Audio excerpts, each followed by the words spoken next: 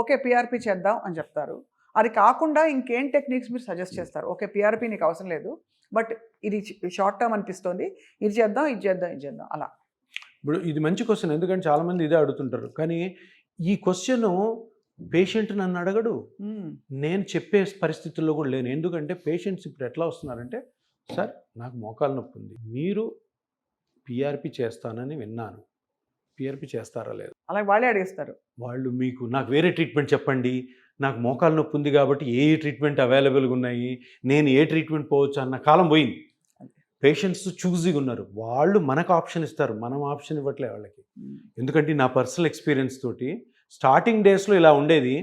తర్వాత ఇప్పుడు ఏమైందంటే అందరికీ, ఇప్పుడు చాలామంది ఆర్థోపెడిక్ డాక్టర్స్ చేస్తున్నారు, చాలామంది పెయిన్ స్పెషలిస్ట్ చేస్తున్నారు. వాళ్ళందరికీ వెళ్ళేదంటే, సార్ నాకు డయాగ్నోస్ అయిపోయింది, ఎక్స్రే అయిపోయింది, మోకాలు అరిగిపోయింది అన్నారు, గుజ్జు అరిగిపోయింది అన్నారు, నొప్పి భరించలేకపోతున్నాను, మందులు వాడాను, అది వాడాను, ఇది వాడాను, స్టెరాయిడ్ వేసుకున్నాను, హైల్యూరోనిక్ యాసిడ్ వేసుకున్నాను, మీరు పిఆర్పి చేస్తారా లేదా?